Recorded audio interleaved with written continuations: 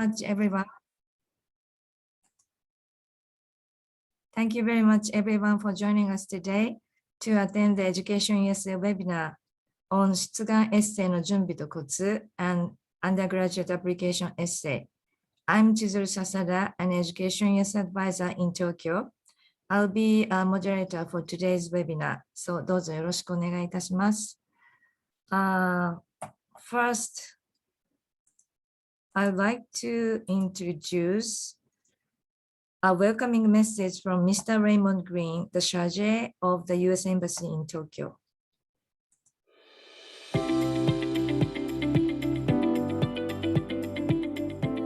Hello, everyone, and welcome to Education USA Week 2021. This week, our team at Mission Japan has a single goal: to help you achieve your dream of studying in the United States. Throughout the week, we will be holding seminars to explain the many important study abroad topics. This is the time for you to ask your questions. Our Education USA advisors are standing by to help you discover all of the options available for you to study in the United States. As Secretary Antony Blinken said about international education, by studying abroad, you are making a tremendous contribution to fortifying the strength of our relationship and ensuring it endures for generations to come. I would add that this is especially true of the U.S.-Japan relationship, which has deepened over the years because of students like you who have pursued study abroad in the United States. I hope you make the most of Education USA Week. Good luck as you take your first steps in your U.S. study abroad adventure. Thank you and enjoy.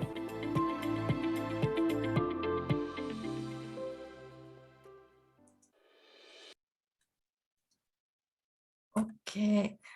Now, I'd like to introduce a welcoming, Now I'd like to quickly introduce about Education USA. Education USA is a U.S. Department of State network of advising centers in more than 170 countries around the world. We promote U.S. higher education to international students by providing accurate, comprehensive, and current information about the studying at U.S. universities and colleges. In Japan, we have 6 Education USA centers, which is Sapporo, Tokyo, Nagoya, Osaka, Fukuoka, and Okinawa. Those centers are run by U.S. Embassy, Consulate, and Fulbright Japan. So if you have any questions, please contact the Education USA centers nearby. This webinar is hosted by Education USA Tokyo and Nagoya.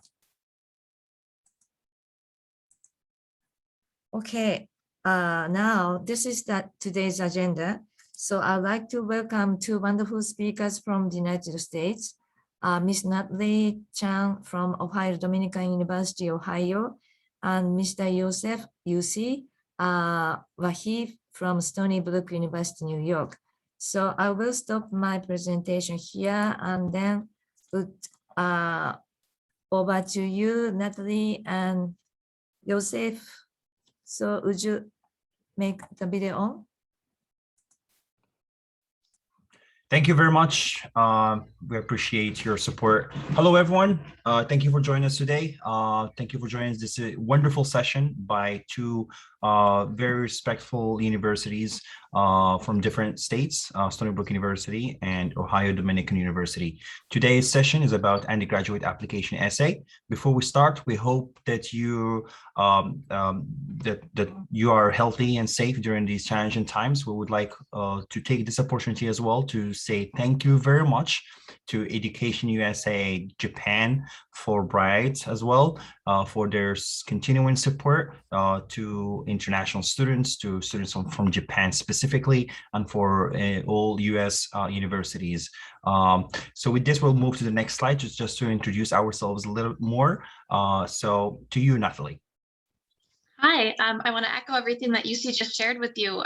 We're very grateful to be here with you today. And so thank you to the team at Education USA Japan for organizing this and for all of you for joining us this morning.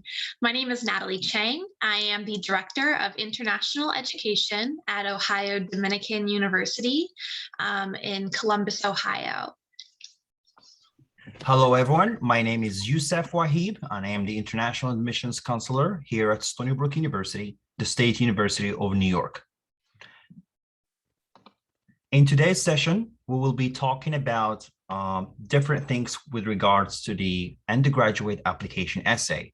You know, we all know how much that is important, how much it is an important part of the application process. You cannot apply without having having submitted the undergraduate application essay, whether it is for a scholarship purpose or for an admission purpose, especially if you are a freshman applicant. So in today's session, we'll be talking about the importance of the essay. We'll be also sharing some really great examples of essays that you will be that you could look at, and what kind of tips we would give you when it comes to what you should do and what you should not do when it comes to writing college essays. We will also cover and share with you some types of essay and the difference between, we'll highlight the difference between personal statement and other essays depending on the style and the content that is actually given to you. With this, I will hand it back to my colleague. Thanks, Yusi. All right. So to get us started, let's talk about some of the different types of essays that you might be asked to write and how they will impact your overall application. So in the United States education system, universities use what's called a holistic review process. And that means that universities are looking at more than just your grades, just your test scores. They also want to know more about you and your background. And so grades are just one part of the story. The essay is an opportunity for you to share with the university, share with the reviewer, information that might be interesting, might be explanatory for your academic history, or just might make you stand out in the admission process. By the time you are submitting your application to a university, your grades are probably already recorded, your test scores are already issued. So this is something that you actually have additional control over, something that you can still work on to make an impact on your overall application to the university. And it gives you an opportunity to present something a little bit different. So as such, you should really use this opportunity to tell the reviewers something they can't learn by looking at your grades, by looking at your test scores. You want to introduce them to who you are outside of the classroom, beyond the classroom. You want to make sure your voice is heard, as it says right there. So there's two different types of application essays that you're going to see when you're looking at different requirements. First of all, there is the personal statement. The personal statement really aims to understand you as a person. It's going to give you the opportunity to maybe share a story about your life or about something that you're very passionate about. And it's also a really good opportunity for you to maybe stand out from the crowd quite a bit, show the school what is unique about you. So while other components of your application are going to be about your academic history, the rigor of your coursework, and your abilities in the classroom, the personal statement is going to tell the school a lot more about who you are. This is a great opportunity for you to really show the university that there's more to you than your test score. And of course, it is also an opportunity to show them maybe an explanation for some things in your application that might need more explaining. So, you're going to be using elements that are not covered in the application, things that don't come up in the regular tick box questions or are included on your transcript and test scores. These are going to be new elements that you get to choose to share with the university.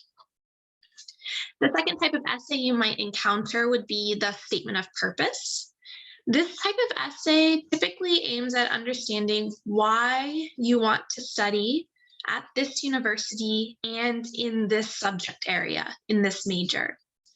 You're often going to be asked to explain your long-term career goals or academic goals, or what exactly it is you are hoping to do with your degree. from this university.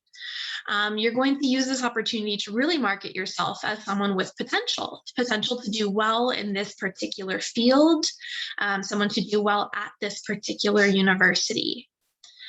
You're going to be able to demonstrate what you know about this school as well. So you're going to try to show the university that you're a good fit for the school. This is something that requires you to do some research on the schools they're applying for, which we hope you're doing. And really demonstrate with that knowledge that you gain how you are going to reflect well on the school long term, how your goals and what the university offers really line up well, so that they understand that your reason for applying to their school is not just because you saw it on a rankings list, but because you truly understand that you will be successful there. So we've got a nice little trick here for helping you kind of figure out what you might include in your essays, whether it be personal statements or your statement of purpose. And because this is an opportunity for you to show your strengths and your passions and really go into a lot more detail about things that are not included in the application itself. Some of these things might be asked about on the application, but with very little detail. So this A, E, I, O, U, the vowels here, all stand for something that you might show in the application in some way, but now you're going to have the opportunity to go into a lot more detail in your writing. So first with activities, while you probably will be asked to list different activities you are involved in on your application somewhere, or you might be asked yes or no questions about different types of activities. In the essay, you can go into detail. You can share why you pursued certain activities and why you didn't pursue others, or how these different activities you've pursued over the years have really influenced you, how they led you on the path that now has you applying to this university and for this degree program. Your experiences are something that we can't see on your application. We don't see that in test scores. We don't see that in your transcript, but we know that your experiences make up who you are as a person. And so us at universities, we're trying to build an interesting, diverse class. We're trying to find students with unique backgrounds, unique experiences. And we know that your experiences may have also impacted your academics or impacted the goals you're pursuing.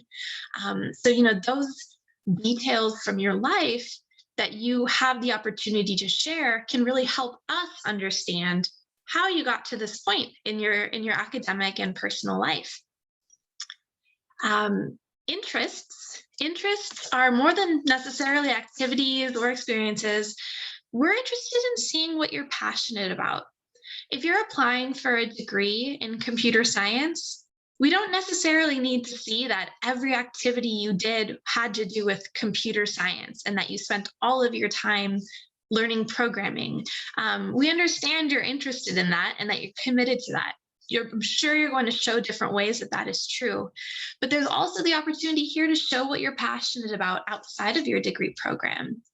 Maybe your interest in studying computer science is coming from a wider interest that you have, whether that's in business or social justice, whatever it might be.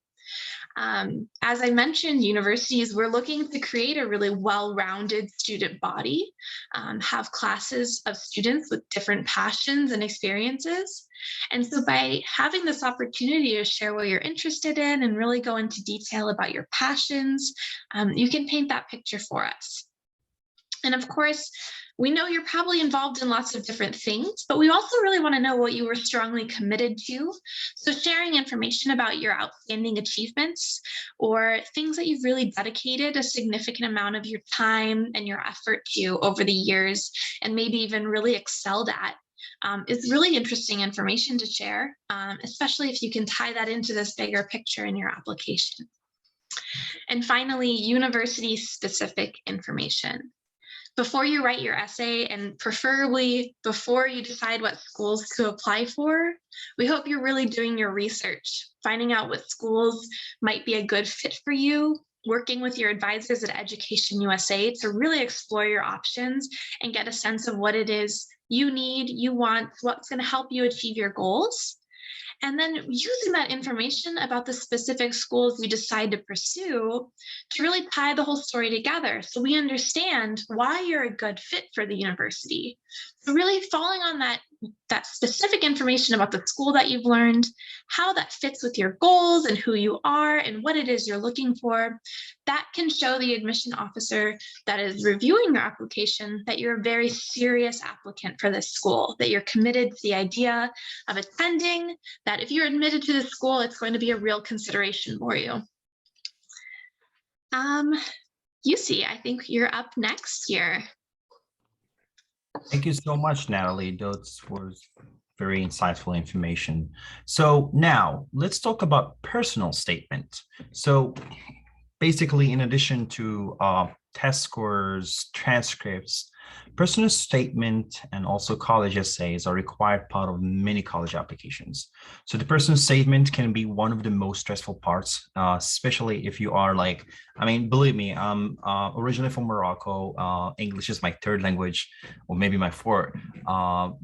It is always, as an international student, we are in that moment, in that position where we're not, even though we think we're doing the right thing, but we do know, we do have that stress within us thinking that there might be something there that's not right. But believe me, we can all do it. Just stay simple. It's a key thing in there. So the personal statement can be the most stressful part of the application process because it's most open-ended. So I remember when I was doing my college essay or personal statement as well. So I was like, oh my God, that's the only thing I would think of. The rest is very easy. All I do is just like punch in information that I already know, like activities that I did, all other stuff. But the essay is the thing that's like took me a while before I submitted that essay, but submitted the application. But definitely there are a few things that we should know. So like answering the question, what is a personal statement? In what way it is different? So basically personal statement, it's an essay you write to show college admissions committee who you are, why you deserve to be admitted into their schools. It's worth nothing that unlike college essay. So the term is used for application essays for graduate schools as well, basically. But so it's all what makes you stand out compared to other students. So things you need to know is, how did you develop an interest in your chosen field? You can elaborate on that.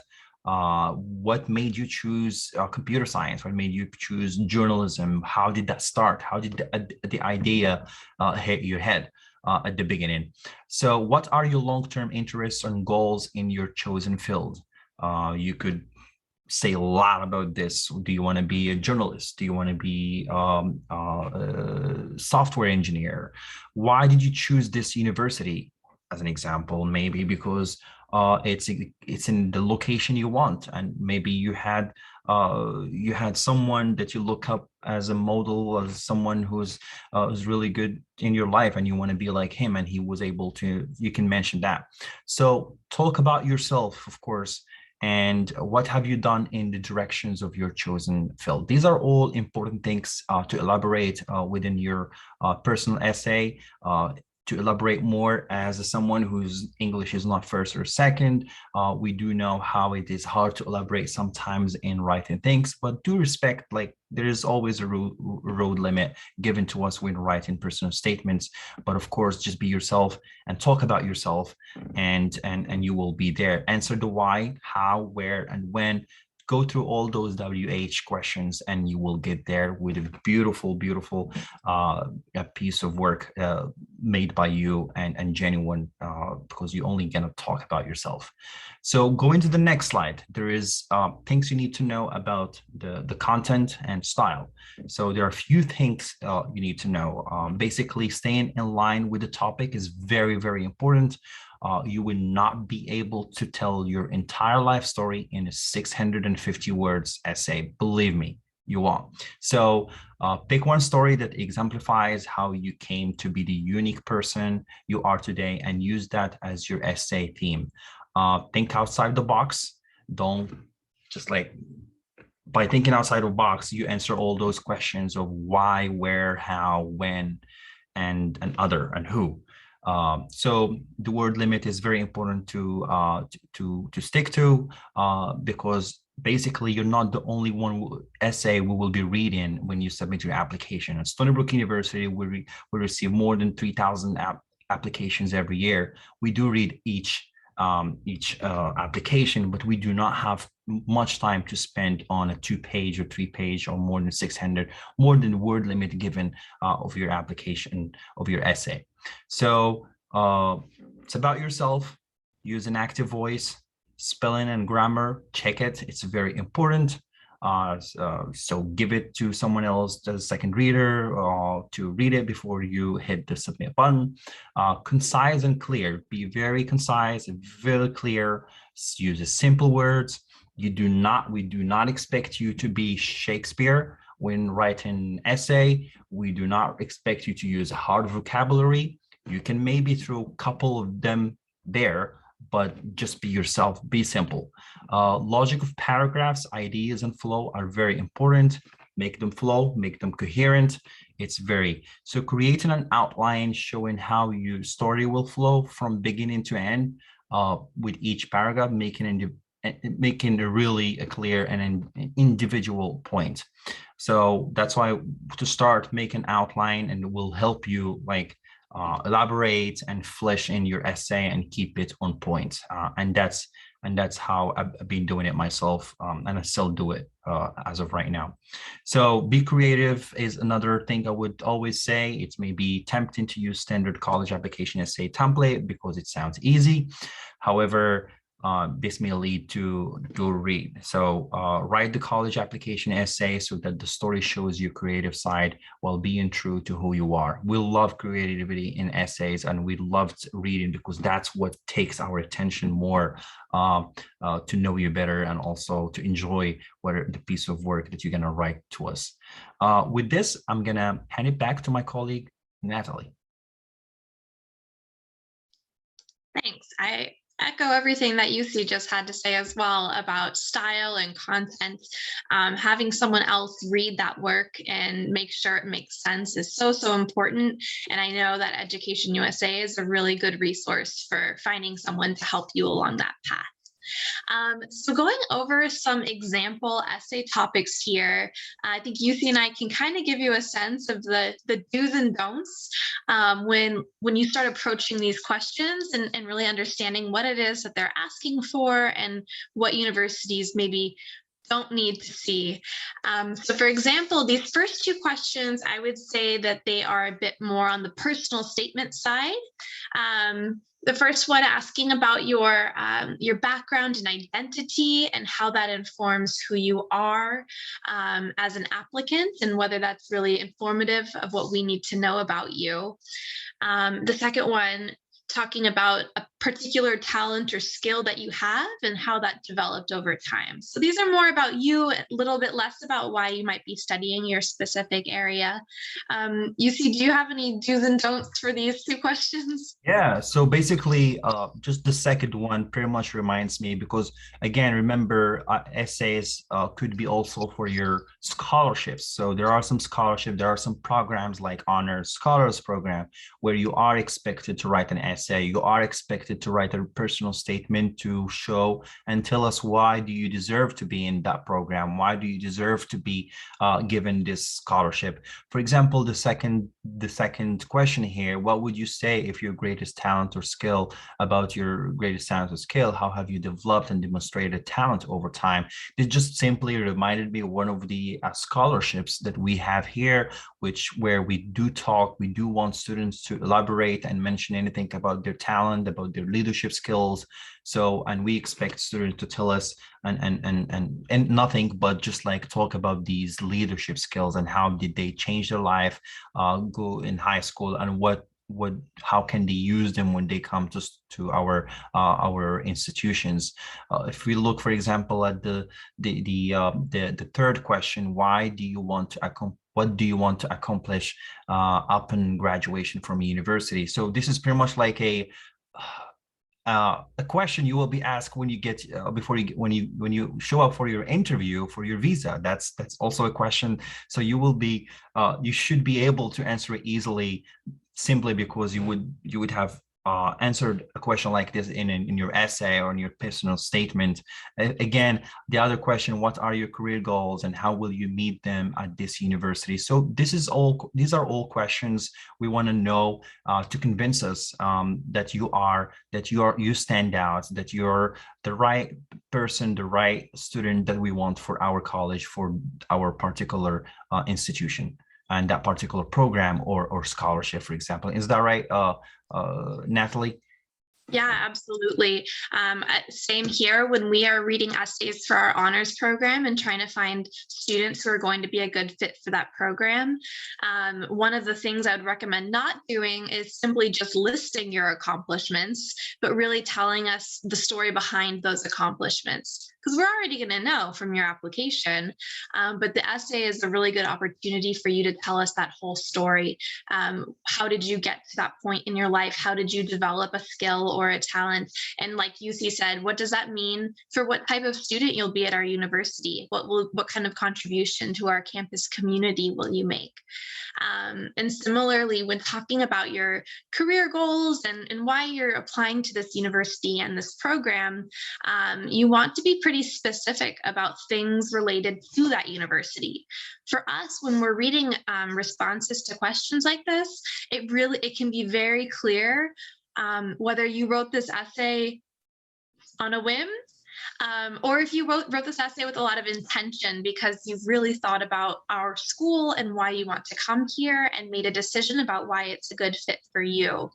So like I mentioned earlier about university specific information, tying those details into these essays and explaining why you're a good fit, why you're going to be at our, like how you're going to be successful at our school with real knowledge and points about the university itself makes a huge difference and makes us as the essay reader think, okay, this student really cares about coming to this university. This is great. We have a committed student here, which is always what we're looking for. Yusi, do you have any other tips on these essay topics? Yeah, absolutely. So for both, like whether it's an essay or personal statement, like it is hard a little bit when you are a third, where your English is not your first language, but do not copy and paste. Definitely, this should be a unique piece of writing that's just about you, by you, and for you. Do use your voice.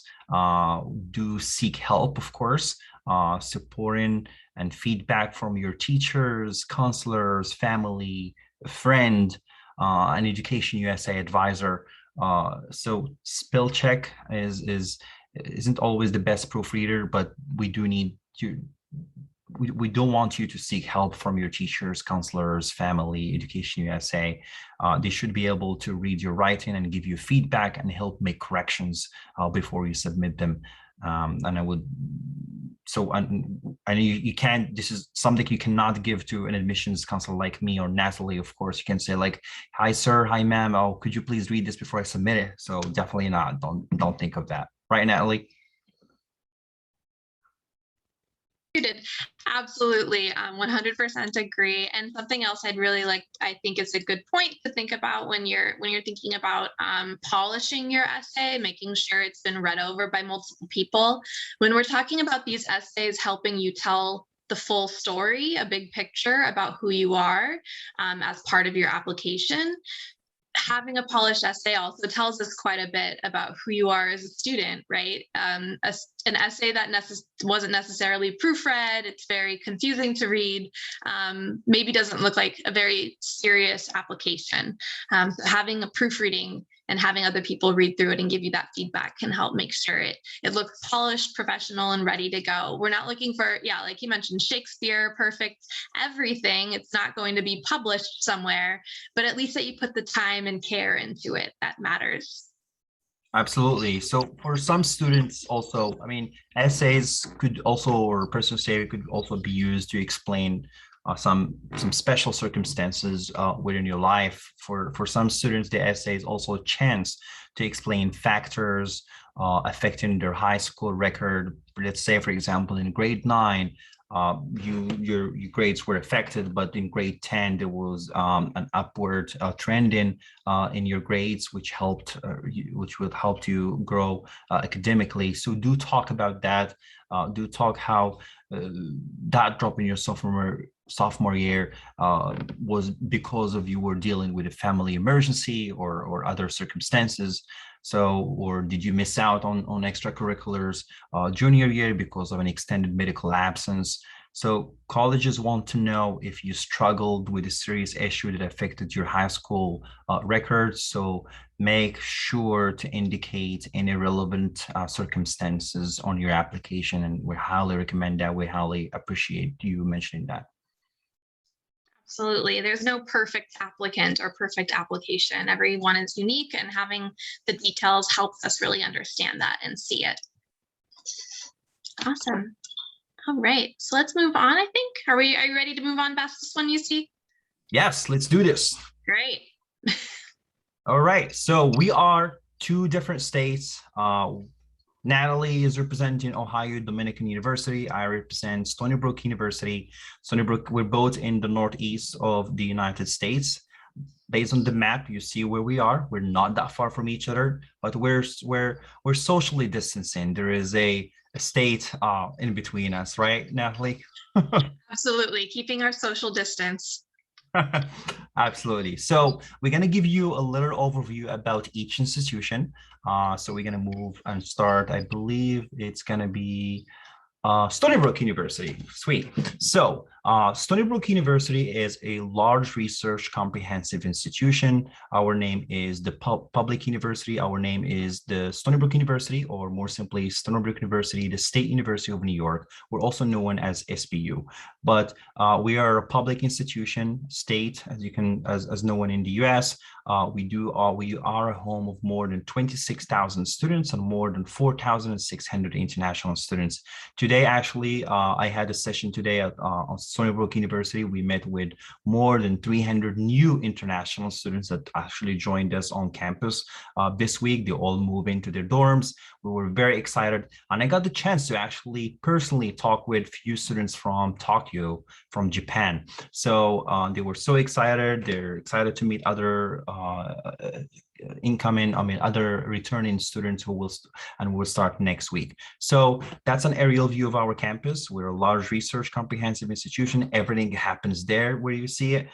We do have a train station on campus if you want to go to the city. We're only located 60 miles away from Manhattan on Times Square. We are in the state of New York, in a beautiful area called Long Island. That's the only area in the state of New York which is a window to beautiful beaches on the state of New York. So we have Fire Island, we have Long Beach, we have the Southampton, West Hampton. So a lot of things that you could do. We're also known for some delicious New York pizza and bagels as well. So ranked top 1% in the world. We also ranked top 39 universities in the US, top 1 public university based on the QS rankings for this year. We have more than 200 academic programs. Anything you're looking for, pretty much anything you're looking for, we have it for you at Stony Brook University, from arts, from sciences, engineering, applied sciences, business, journalism, marine, environmental. We even have Stony Brook University Hospital, which is a research teaching hospital. We have their medical school of medicine, school of nursing, school of health management and technology, school of social welfare. As a matter of fact, we actually invented the MRI technology. When you come to Stony Brook, you will see the first MRI machine at our chemistry building, which was made by one of our professors back in the 70s, which actually won the Nobel Prize of Medicine back in 2003. And we have that prize there for you to see when you come to Stony Brook. We are accepting applications right now for spring and fall 2022. So if you plan to apply, please get in touch with me. We'll be very happy to schedule a Zoom meeting like this, an individual one, and I will post the link later. We do also have chats with international students. If you have any questions, we can connect you with a student from Japan or any international student.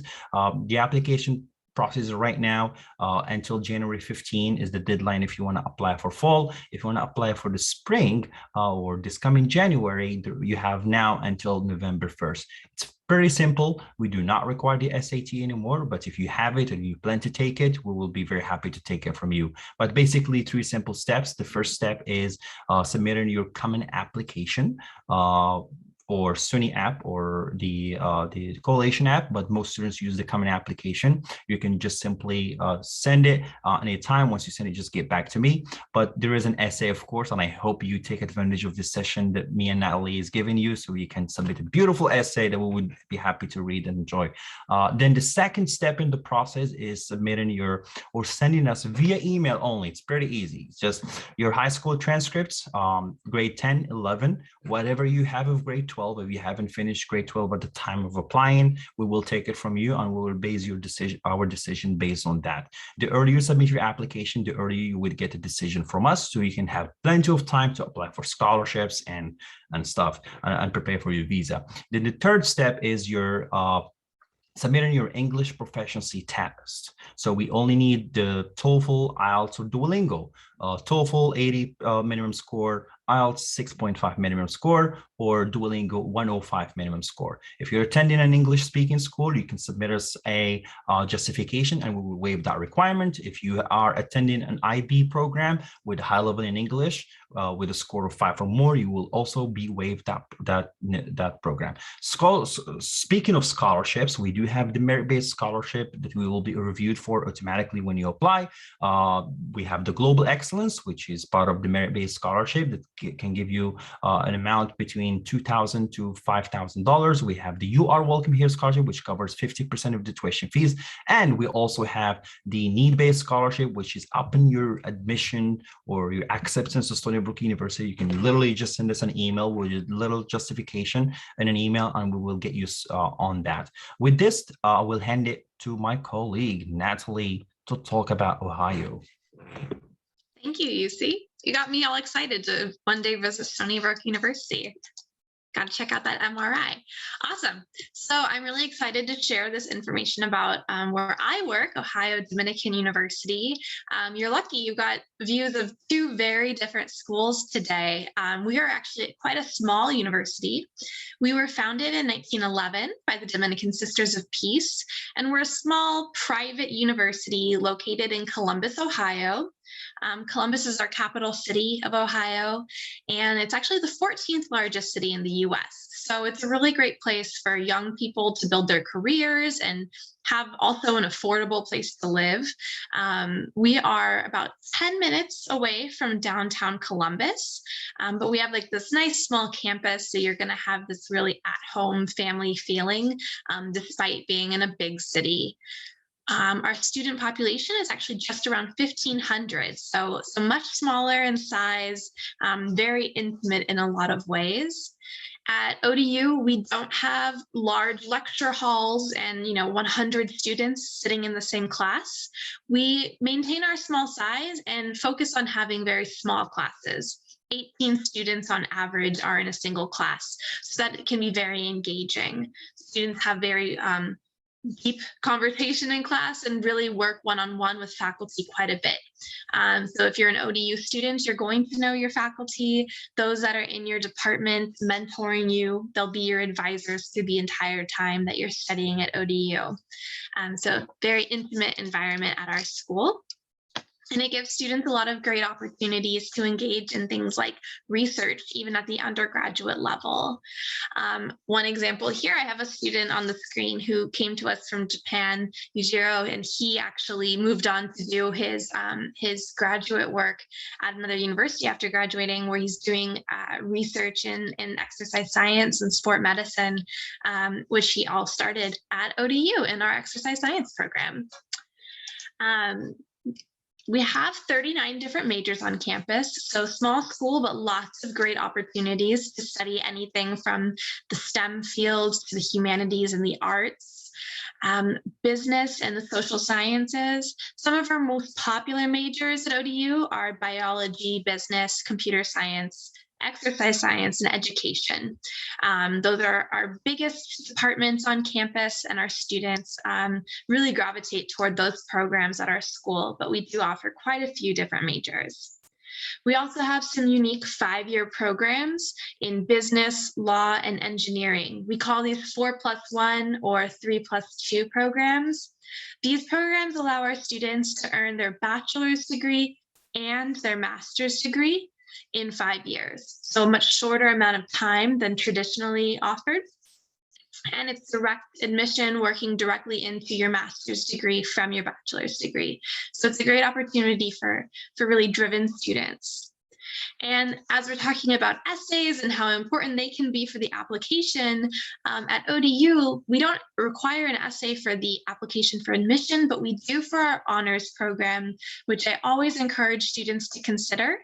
It is a program for students that are academic achievers or just simply very driven toward doing really well at university because they know what they want to get out of the program. They want to engage in research opportunities.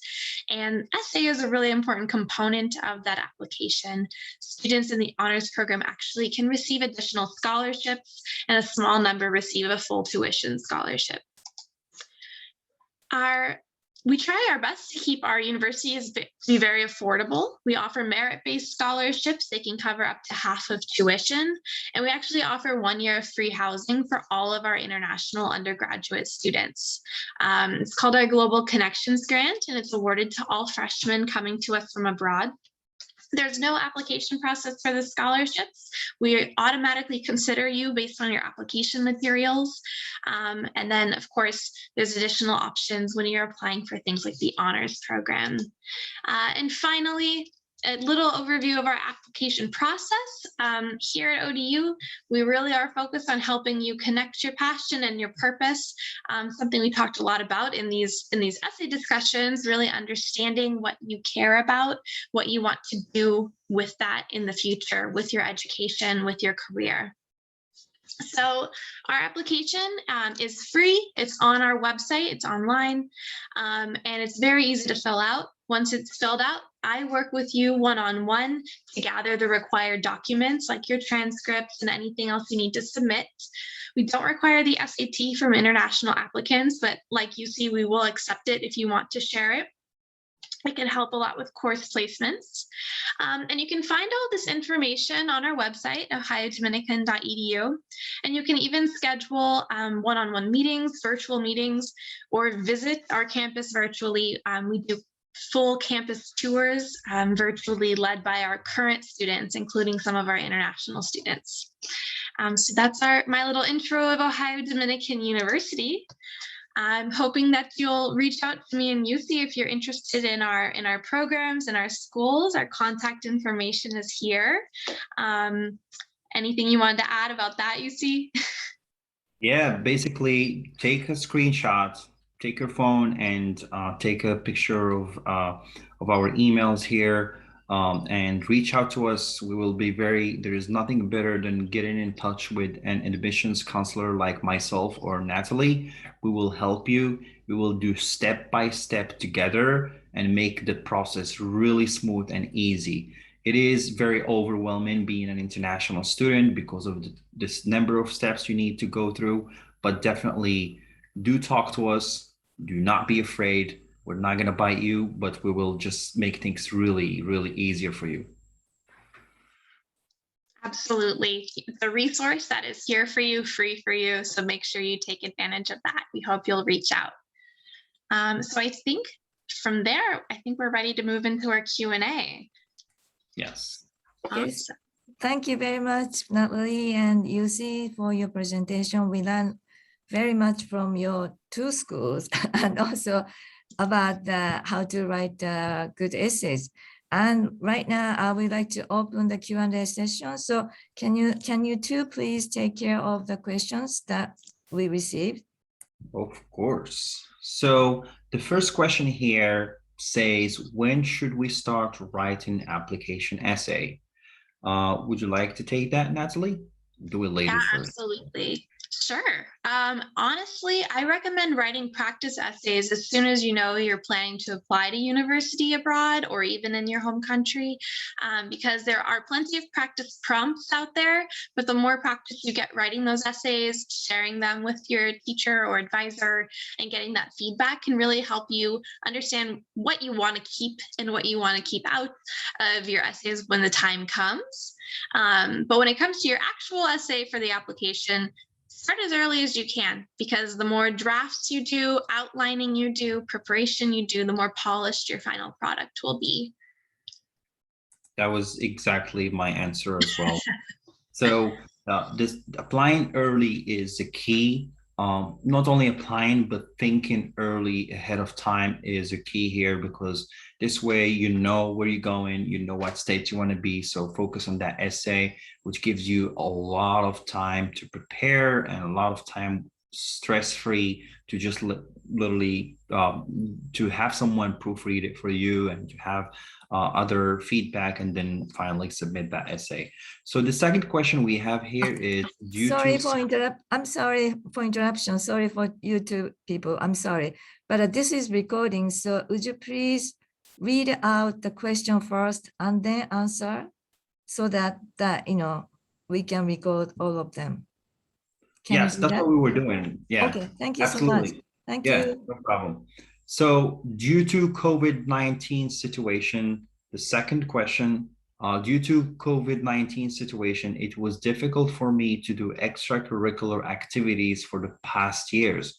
Do you have any advice to me who could not have enough opportunity to do things normally? So I kind of understand what you want to say here. Thank you so much for that question. It's a really good question. We do understand the situation of COVID-19. All universities do understand that, because we were all in the same boat after all.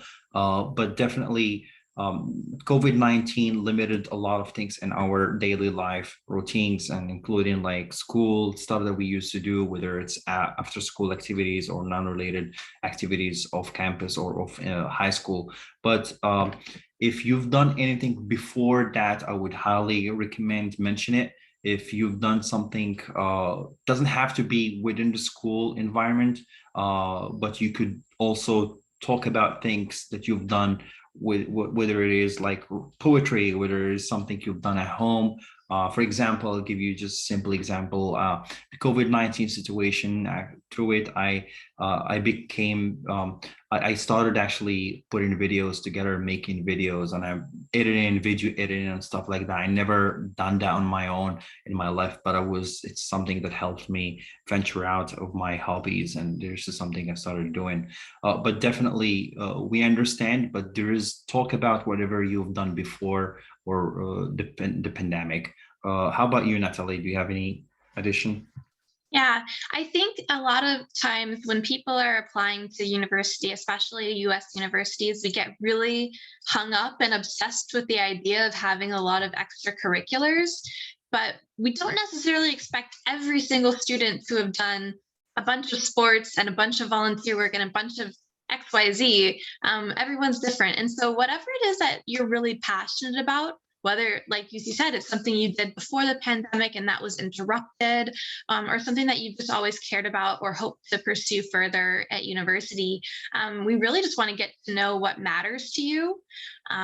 So, like he said, we've all been in the same boat. We know that you weren't out there solving world hunger during the pandemic, but there's plenty of things that we want to know about you, and you can share with us in your essay. Absolutely. Thank you, Natalie. So going to the next question, what are some examples of problems or mistakes in an essay that might make it less successful? We did mention some examples of don'ts when writing an essay or personal statement. We did mention like copy pasting. We did mention about an excessive use of hard vocabulary that we could tell that it's not your own words. We did talk about a mistake of not having someone to proofread and a second reader of your essay, and or personal statement. I don't know if you want to add anything, Natalie. Another thing that we kind of touched on as well, but I think is worth repeating, is not telling us anything new. There's nothing like, it's not helpful for us to read an essay that's simply repeating all the things that were included in the application, right? Listing off activities and things like that. Use the essay as an opportunity to tell a bigger picture, tell a bigger story, and introduce something new to the admission officer. But I think everything he just mentioned, making sure it's just very polished and it's in your voice. We can tell when it's something maybe you found on the internet, or you're just really trying to impress us with some words from that thesaurus. We want to hear it in your voice. Absolutely. So, but more importantly as well, do not panic. So so we do panic when we don't have enough time and we say like, we need things done, but just do not panic and take it easy and just be as simple as you could and things will be fine. And if you got stuck in elaborating on an essay, just think of what, answer the what, answer the how, the where, the when, and you will end up with a beautiful piece of work.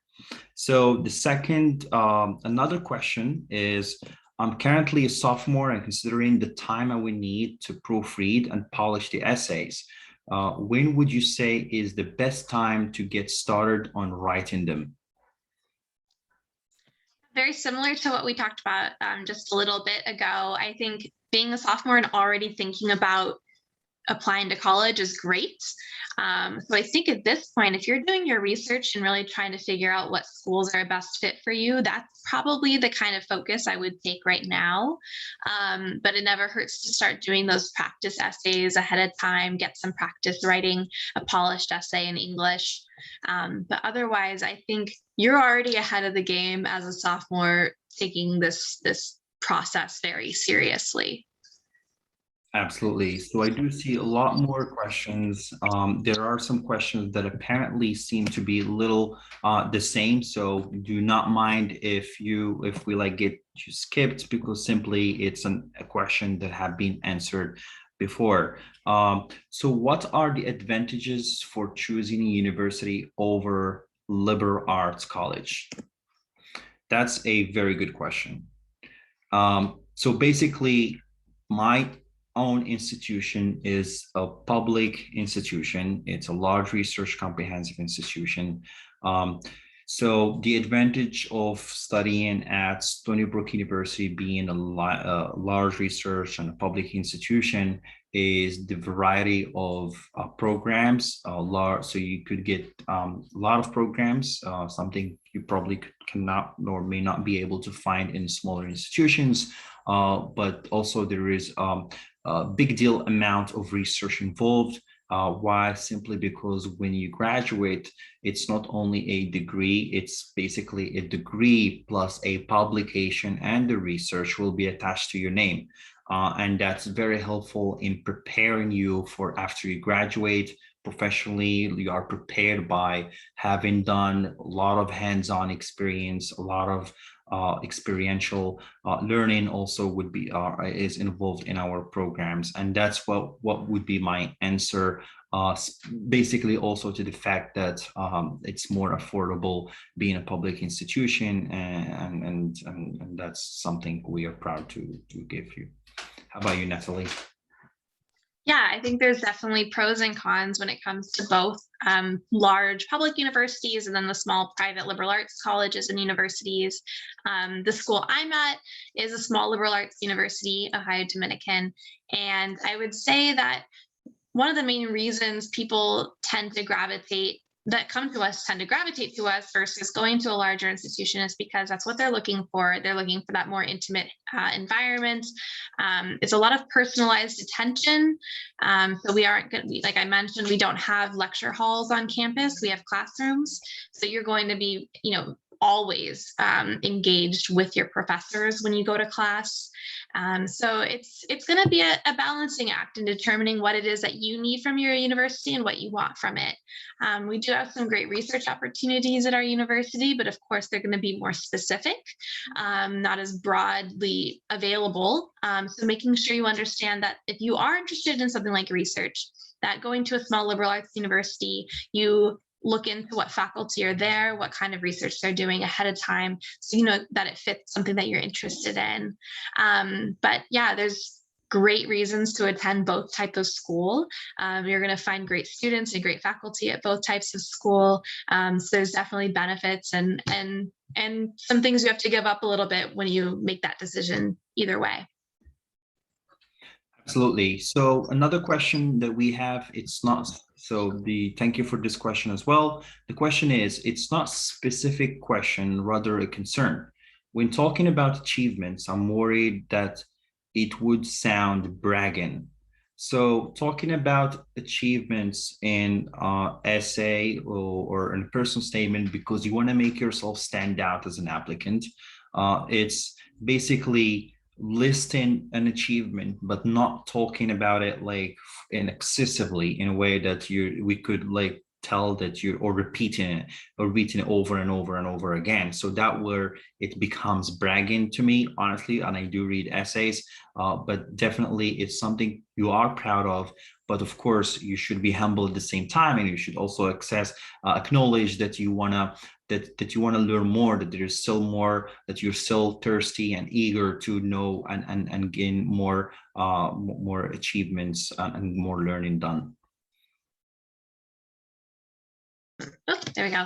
I think I run into this a lot, I think, with some of our international students around the world, because for cultural differences, cultural reasons, sometimes it's not necessarily very comfortable to talk a lot about yourself or to talk about your achievements and good things. So I definitely understand that can play a role sometimes. And as UC said, this is less about showing off and putting all that out there and just listing your achievements, but really telling us the story of what you've done, why you're proud of it, and how that, kind of falls into your whole story as a student and a person. So, it'll take some practice though. It is sometimes awkward to be talking about yourself and to be writing about what great things you've done, but we do want to hear it. We want to read it. We want to know. So just keep that in mind. There's a purpose. You're not bragging for the sake of bragging. You're sharing information that we're asking for. Thank you, Natalie. So another question says, how would you recommend an applicant to choose a good essay prompt?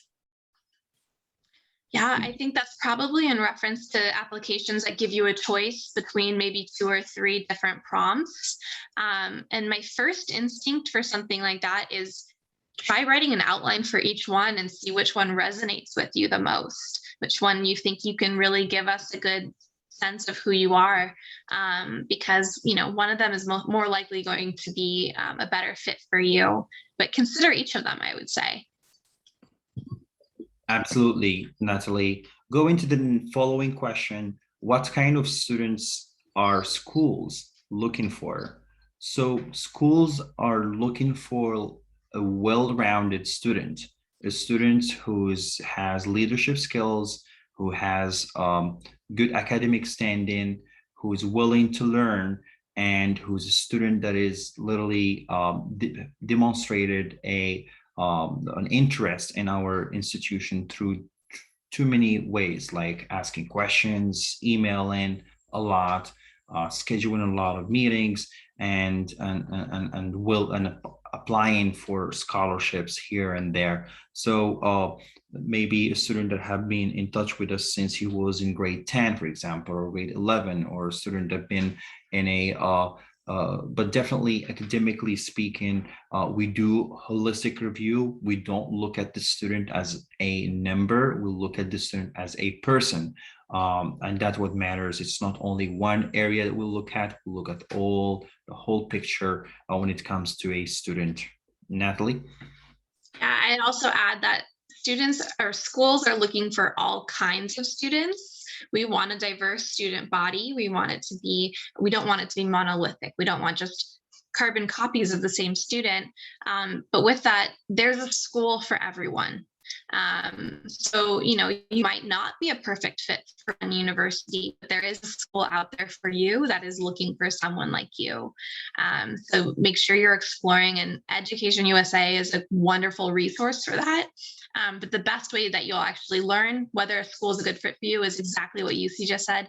Make contact, reach out, schedule meetings, do virtual visits. All of those things will help you better understand the school and us understand you. And I think eventually it'll be very clear for you. Absolutely. So next question, do course-specific extracurricular activities matter more than other extracurricular activities we do? For example, if I wish to take politics, would it be, politics, would it be more important to, for example, intern at a politician office, take part in student government, take part in Model UN, than other activities such as volunteering and teaching? So basically, we do want students venturing out of their comfort zone, and we would love students with different hobbies, different extracurricular, different stuff that they are interested in. Basically, if you are applying for computer science and that's something you want to do, academics could be something we look at, or like math, physics, whatever, to get into that program. But for example, if you, let's say there are activities related to IT, like the volunteering or working in an IT on an IT program, for example, or developing some sort of app with a group as an activity, and you want to show that to get to that. Yes, it is important for us. We do look at it, but there are some scholarships, if you want to apply for them, that has nothing to do with politics. It has nothing probably to do with computer science, and we want to see that you are having other skills, other extracurricular activities, simply because in our institutions we want students that will bring good things to the community and contribute to the community in a positive way. Yeah, we use the word passion a lot at my university, and that's because we want to see what you're passionate about, and that does not necessarily have to be your major. Like he mentioned, a student who's studying computer science, yes, it's great that you show interest in that. That's important. But also, if you have passions outside of your major, that's something that you're going to bring to campus, and that's very exciting for us as an institution. So again, this is about your voice and who you are. I try to discourage students from engaging in activities just for the college application. Engage with them because you care about them and you're passionate about them, and that'll all shine through in the application. Absolutely. Another question, when I would like to apply to several universities, should I write more than one essay for each university? Yeah, each university is going to have different requirements. So some schools will only accept one application essay. Others might require more than one. I'm answering that question correctly. That's not, or are you asking if it should be a different essay for each university? At the end of the day, whether either question, if you are asking, should it be different essays for each university? You can always start with your standard essay, and then I do strongly recommend tailoring your essay to the school that you're applying to. So, going off of your base essay and really figuring out a good way to make it shine for that school. I can't tell you how many times I've read an essay on an application where they named the wrong school. Never a great sign, but it happens. It's a mistake, but something to keep in mind. Yes, absolutely. But just don't do okay, I'm writing an essay, or here's another extra essay, just in case you don't like that one. Take another one. Do not do that. So just do whatever you're required to do, or you ask to do. Another question is, should we include middle school activities if they are important and significant to us? So while we would like more to know about your high school experience. I think the only way where you will be unable to mention about your middle school extracurricular activities is maybe if you don't have anything to talk about at the high school level. However, if you do, and you do have, but there is one thing that you really made an impact in your life, made an impact in the community at the middle school for when you were there, definitely mention it, and we would love to hear about it and how that continued to leave an impact at the high school level. Totally agree. It might not be on your list of extracurriculars that go in your application, but it could be great material for your essay when you're trying to tell that bigger picture. Another question, if I do not have enough points on TOEFL, is there a chance that I will be accepted when my essay and GPA are high? It's going to depend on the university. Some universities can be a little bit lenient, especially if they have an English bridge program. So that is one thing to look out for. If your TOEFL isn't high enough, you might be admitted conditionally, required to complete an English bridge program at the beginning of your academic career or even before you start your undergraduate courses. But every university does set their TOEFL or IELTS requirements for a specific reason, right? We do that because we have the experience of students knowing when they're going to be successful in the classroom. I don't know if there's anything you see. So for us here at Stony Brook University, there is a minimum score that we set as a minimum, as a requirement to show that you have the needed level of English in order to be accepted to the program, in order to be admitted directly to the program. So if, for example, our minimum score is 80, if you have less than 80, which doesn't mean that we would not accept you. It only means that you will be given a conditional admission. What does that mean? We will be placed in an English intensive program where you will spend probably a semester, probably a couple of semesters until you achieve that goal, that level that allows you to be mainstreamed to the program. So we have IEC, it's called Intensive English Center here at Stony Brook University. Students spend, depending on the conditional admission offer, if their TOEFL score is below, they will be offered of conditional admission. They will either accept it or deny it. If they accept it, that means they will enroll. When they enroll, they will be taking a test just to determine the level, and then they will start from that level until they reach the highest level that will allow them to join their program. Some students will be got offered conditional admission, and then what we did is we gave them a chance, or they took another one within a month or 2 months, because when we say January 15 is the deadline, you could always like apply later, maybe before May 1st, if you are able to take other tests and you were able to meet that requirement. Yeah, so send us an email, tell us, hey, I got a TOEFL with 80 and or more than that, and we will switch your application from conditionally admitted to fully admitted to that program.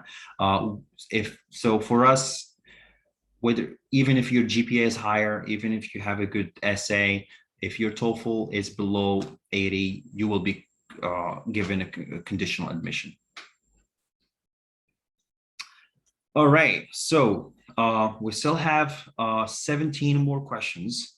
So again, I'm sorry if we don't go over all of them, but we will kind of like randomly now just select a few questions. Just this way we do cover more important questions. Is it possible to start applying to universities in the 11th grade?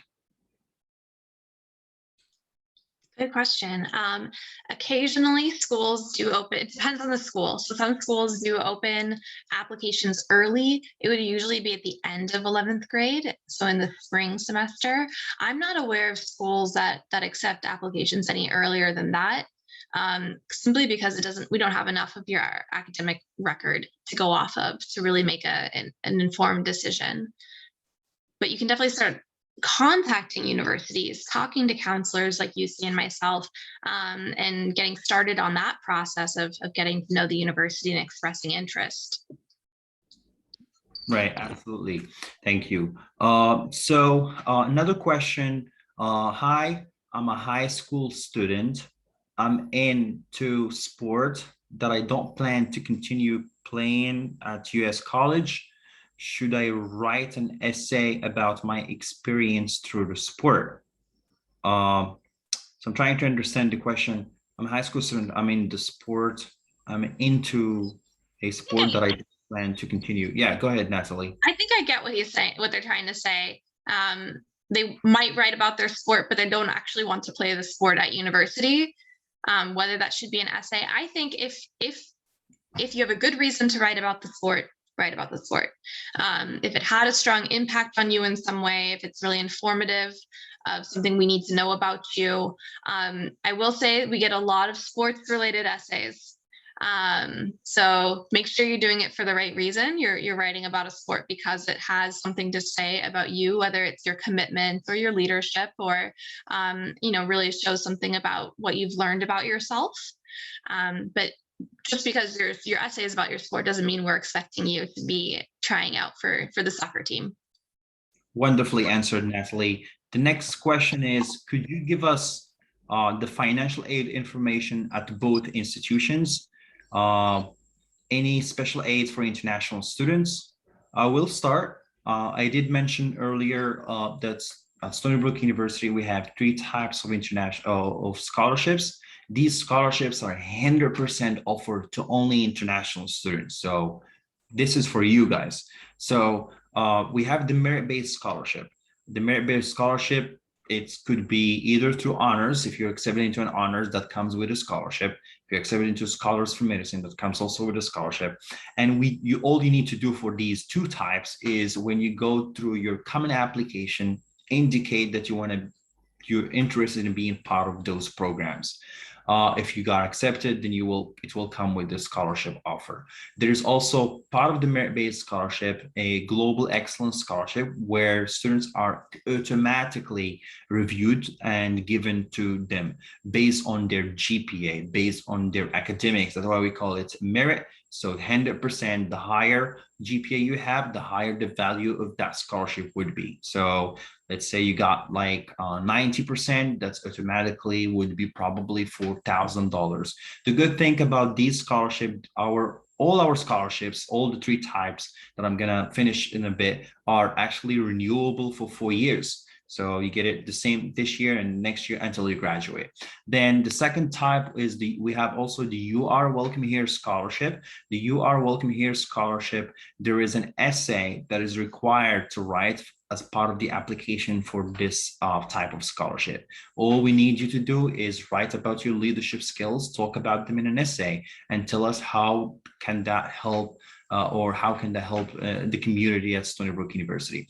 The third is the need-based scholarship, which is based on need. And basically you wait until you get admitted, accepted into the institution, and then you write us a justification explaining why you deserve a need-based scholarship. What are your needs financially, and how do you meet those needs? And then for us, we do not require CSS profile for this type of scholarship. Other institutions for need-based scholarship, they may require you to fill out a CSS profile and provide a bank statement to prove the financial needs eligibility. Natalie? Yeah, similarly, we have merit-based scholarships specifically designated for international students. You're automatically considered for these scholarships when you apply for admission. So when you receive your admission decision from us, you also receive that scholarship offer. Our base merit scholarship options, they range from about $13,000 to $15,000. So they're about half of tuition. And students that qualify academically for the university qualify for these types of scholarships. We also have some we call stackable awards. These are additional awards that get added on to your merit scholarship, and they're for things like earning the IB diploma, or going to a Catholic school abroad, since we are a Catholic university. So there's different ways to increase your scholarship. Same with the honors program. If you're admitted to the honors program, you do receive an addition to your scholarship. Or if you're one of the very small number of students who earn a full tuition scholarship, that replaces your merit scholarship. We also have two other types of awards. We have housing awards. Every international student receives a housing award. The first year of housing is covered by this grant called the Global Connections Grant. It's just for the first year, but for your following years, you do receive a discount on housing through a different grant. So we do try to keep the cost of living on campus quite low.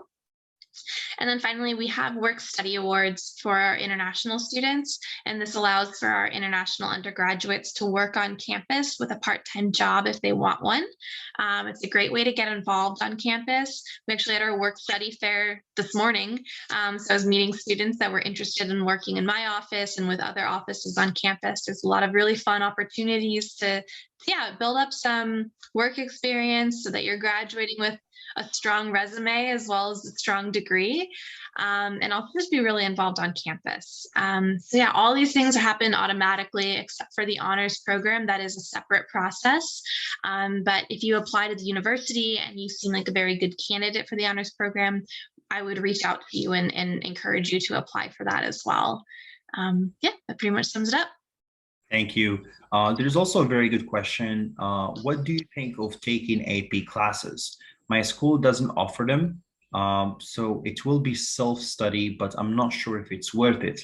I would say so APs could be very helpful, and I'll tell you why. For us here at Stony Brook University, it's not something you have to do, obviously, but if you have time, that's why we say like apply early. If you're very determined about you coming to the US and you really want to be successful and you have time and you apply early, you have plenty of time, you can do it, you could do it. If you can't, you don't have to, obviously, and you should be fine. But I will tell you how AP classes could be helpful to you at Stony Brook University. If you have taken AP English, for example, and if you've scored 3 or more, if you show that to us, we will not require an English proficiency test. That will waive the requirement for an English proficiency test as an international student. The other thing, you may have, let's say you applied for AP Phys, you did take AP Physics, for example. You are at Stony Brook University, if you're applying, for example, for computer science, where we want students to show that they have taken math and physics. That's part of the requirement by the Department of Applied Sciences and Engineering. And if you haven't taken that at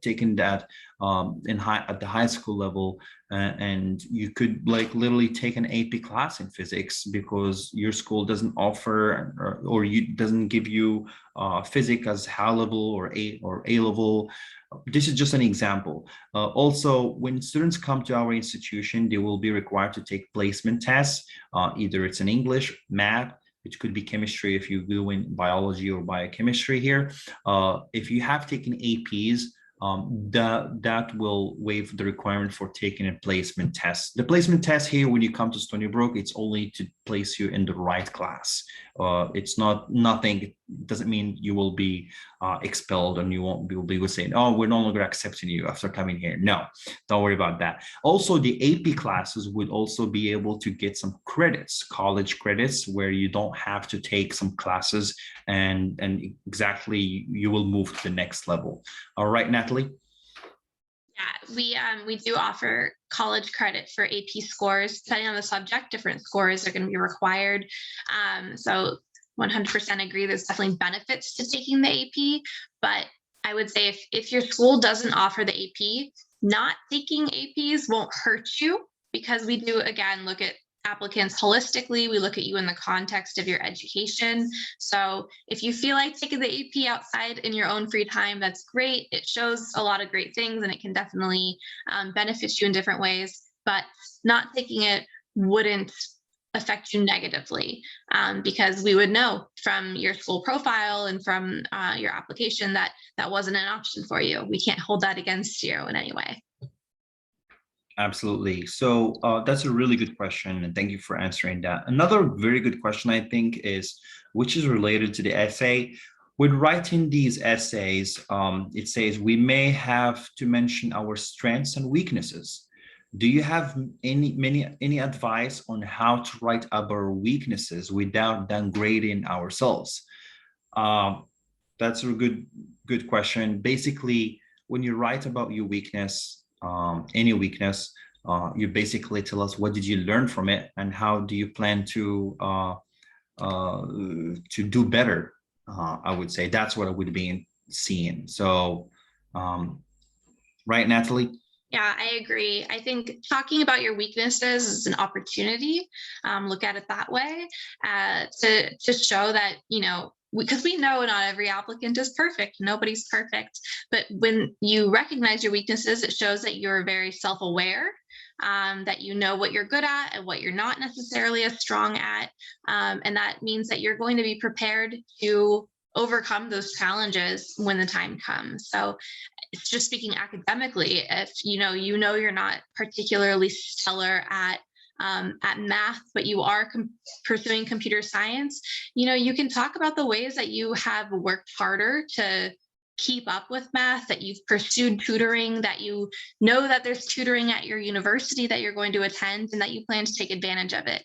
So students that understand what their weaknesses are, you know, it doesn't reflect poorly on you. It really shows that you're insightful, that you know who you are, and you know what sort of support you might need, or what you can overcome. Another question, which is a little bit closer to the question we answered previously with the TOEFL, but it's pretty interesting to touch on. So the question says, it's a little bit, but it says I'm sorry, so I'm just trying, but if I meet, okay, so it's a little bit similar to the previous question, but if I meet both the TOEFL and SAT levels of the university, but don't have a high GPA because of subjects that are not in the US educational system, like ancient Japanese, etc., would that vastly lower my chances of getting accepted into the institution? So, Go ahead. So for us, example at Stony Brook University, if your TOEFL is good, or SAT is good, meeting the requirement, but your GPA is not. So that's where, just like as I told you, we do a holistic review. So we'll look at other areas where, for example, your GPA is lower, below 3.0, simply because your math wasn't great in grade 11 or grade 10, but we look at how did your level go. Like if we see an upward trend in grade 12, we say like, yeah, the student has been learning from that and has been doing better in the next year. So that could help. Also, the fact that you have taken SAT and you have in the math section of the SAT, you have been able to get a score of 700 or more in the math SAT section, and that we look at that as a good thing. We also look at what did you say about your math, why did you get lower grade in grade 10 that affected your overall GPA in your essay. You may touch on that on your essay and explain to us why. We would also look and see if there is a recommendation letter written from your math teacher of grade 10 or grade 11 where you did better / worse maybe, and we want to understand why. And of course, expect us, because if we couldn't get an answer, we may ask you, or we may reach out to your counselor. I want to echo one thing that UC said, because it's a really, really good point. I know we're talking about essays here, but when you provide a recommendation letter from a teacher, you don't necessarily have to go with the teachers that were from your best classes. Having a recommendation letter from a class that maybe was very difficult for you, and that teacher can talk to the work you put in and what potential you have, that's extremely valuable, particularly in a case where maybe your GPA is lacking a little bit. That was a really good point. All right, I think we're gonna stop here. Thank you so much. For you too.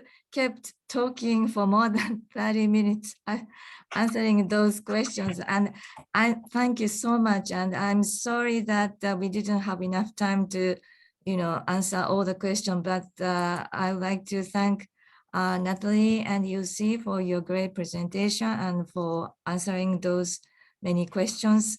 Thank you so much. And then, I learned so much from you, and I hope the participants also learned so much. And, thank you so much, Natalie and UC, for your great presentation. I'm looking forward to seeing you some other time. And please take care and stay healthy and safe. Thank you. Thank you very much. Thank you very much. Thank you. Okay. So you can leave now. Okay. Sorry, Thank you I very have much. something to tell Oh, you. yeah. So thank you. Okay, thank you. Bye-bye. Have a nice day. Have a nice night. Good night. Thank you. So 皆さんありがとうございます。Thank you very much for everyone who submitted the questions. I still have something to tell you more. Okay, I will stop the seminar here. Stop the recording here.